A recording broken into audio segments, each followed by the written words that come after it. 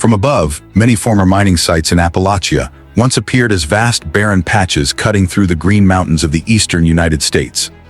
Today, however, purple flower fields are replacing bare rocky ground, livestock are grazing on restored hillsides, and solar farms are creating new sources of income for local communities.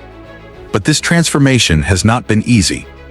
Many abandoned mine sites were left with nutrient-poor soil, low water retention capacity, and conditions that could barely support plant growth. Turning such land into areas that can once again generate economic and ecological value has required years, and sometimes even decades, of restoration work.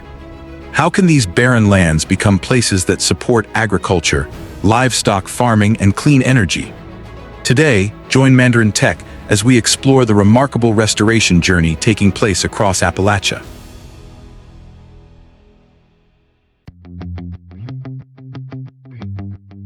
The United States possesses one of the largest coal reserves in the world, and Appalachia has long been the heart of this industry.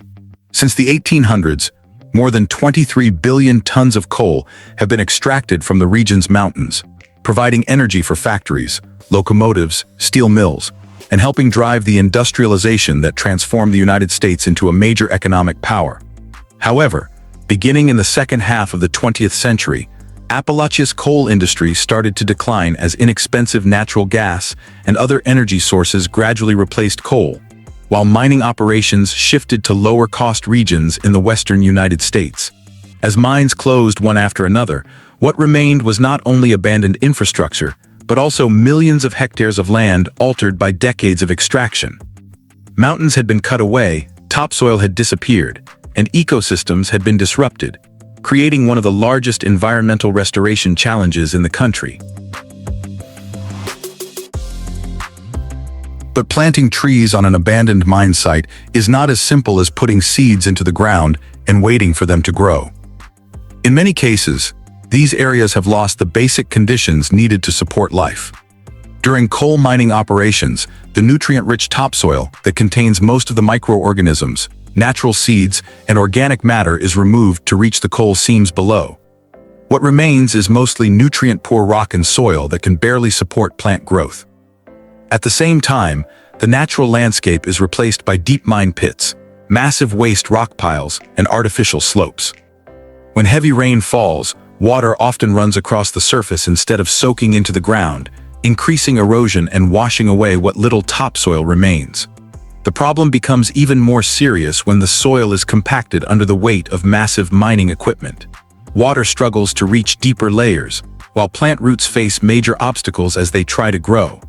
In some areas, water can also react with sulfur-bearing minerals to create acid mine drainage, carrying dissolved metals and polluting streams and rivers for years.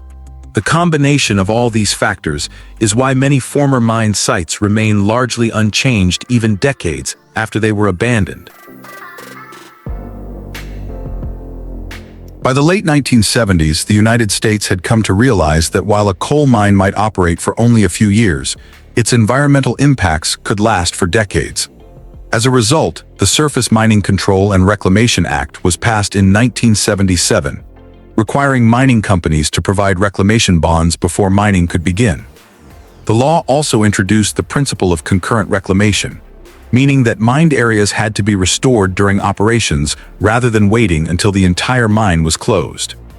In Appalachia, the first step is rebuilding the landscape. Bulldozers, excavators, and heavy trucks are used to move rock and soil from waste piles back into previously mined areas.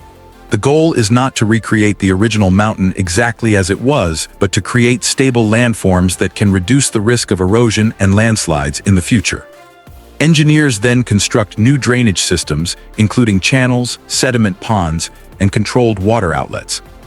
These structures help slow surface runoff, trap sediment, and prevent restoration materials from being washed into nearby streams and rivers during heavy rainfall. Once the landform is stabilized, attention turns to the surface layer. If topsoil was preserved during mining, it is spread back across the site. When sufficient topsoil is no longer available, engineers use weathered sandstone and other suitable materials to create a new growth medium for vegetation. The final step is improving the soil's chemical condition. lime is added to raise the pH level and neutralize acidic conditions. Compost and other organic materials are then incorporated to improve soil structure, increase water retention, and support microbial activity. After all of this work, the former mine has achieved only the most basic goal, becoming a stable piece of land capable of supporting life once again. Once the landform has been stabilized and soil acidity is brought under control, engineers begin establishing restored grasslands.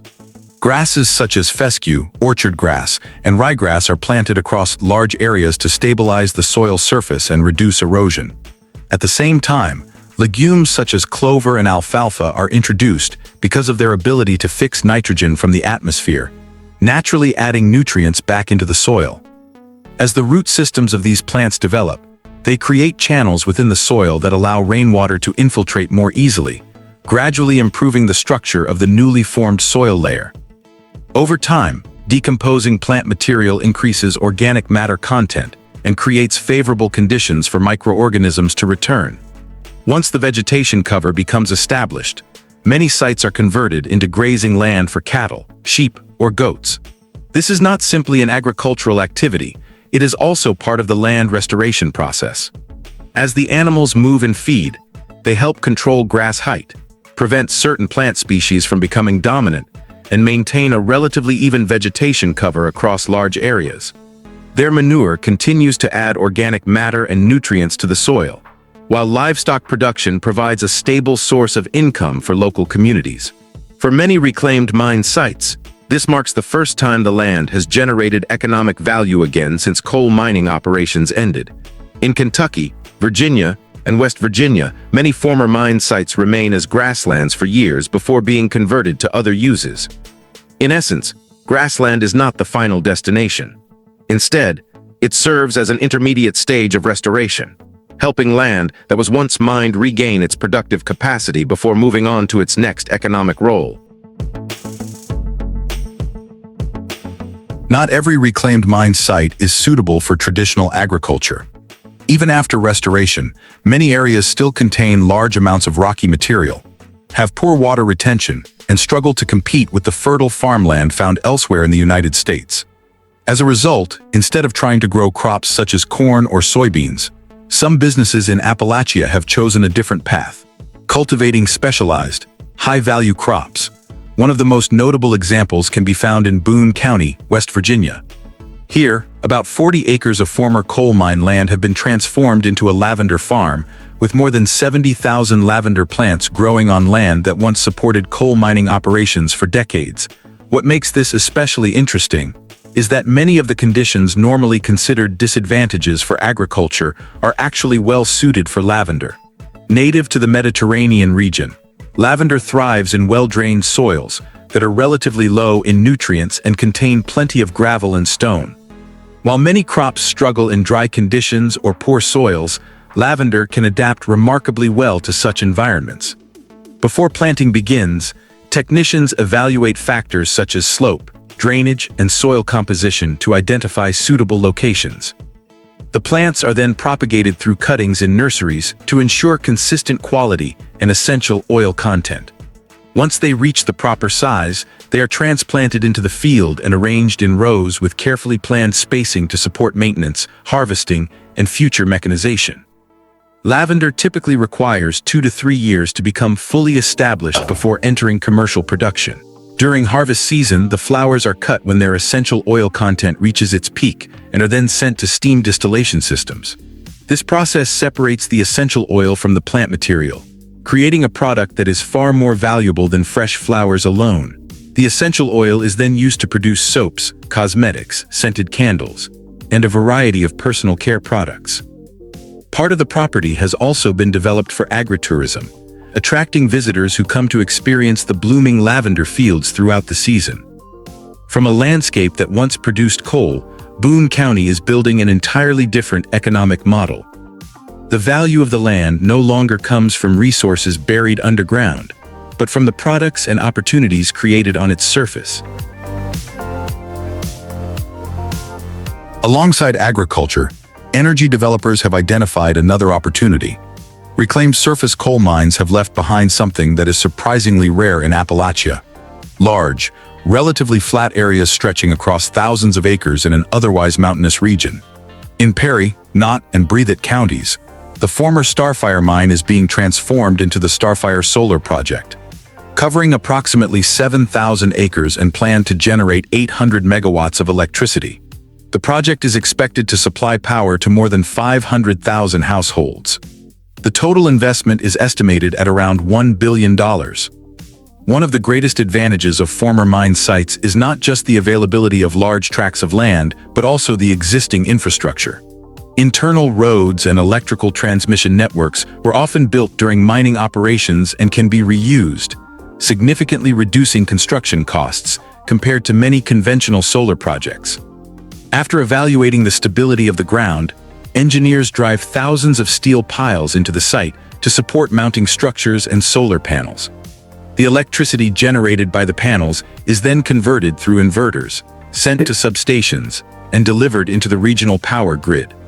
What makes the project particularly interesting is that some of the transmission lines serving the solar facility were originally built to support the coal industry. In other words, land that once produced energy from coal is continuing to produce energy today, only through a completely different technology.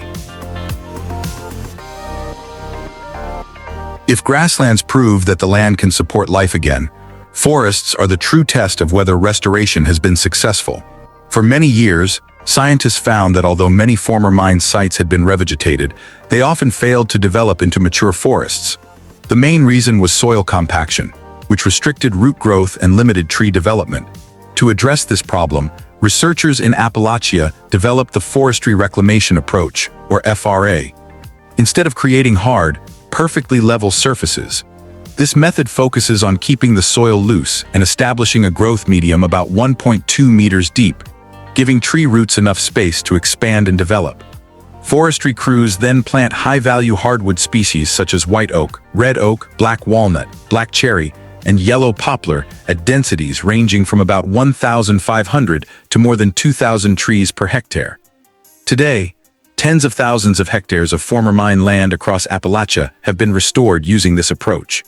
Studies conducted in Kentucky and Virginia have shown that properly restored forests can achieve growth rates comparable to, and in some cases even higher than nearby natural forests. For the American forestry industry, this is more than an environmental restoration effort. It transforms land once considered nearly worthless into a future source of commercial timber, while also creating opportunities for many native plant and animal species to return. Although many restoration projects have achieved impressive results, not every abandoned coal mine can be transformed into farmland, commercial forests, or solar energy facilities. Across Appalachia, many sites continue to face challenges that can persist for decades. Some areas have slopes that are too steep, restoration costs that are too high, or ongoing problems related to acid mine drainage. In these cases, the cost of restoration can sometimes exceed the economic value the land is expected to generate afterward. In addition, land restoration is not a process that happens within just a few years. Grasslands may establish relatively quickly, but developing a mature forest or creating a stable source of economic value can take decades. As a result, local communities often have to wait a long time before seeing meaningful benefits. Even renewable energy projects are not a solution to every challenge. Solar farms can take advantage of existing infrastructure and provide new sources of revenue, but the number of long-term jobs they create is often significantly lower than what the coal industry once provided. For this reason, there is no single restoration strategy that works for every former mine site. Each piece of land requires its own approach, depending on factors such as topography, soil quality, water conditions, and the needs of the local community. From land that once fueled America's coal industry, many former mine sites across Appalachia are finding new purposes. Some have become grazing pastures, while others now support lavender farms, solar energy projects, or commercial forests. Perhaps the biggest lesson is that land does not lose its value simply because its original resource is gone. With the right restoration efforts, areas once shaped by mining can support entirely new forms of economic activity. If you enjoy stories about technology, engineering, and the projects reshaping our world, don't forget to subscribe to Mandarin Tech for more stories like this.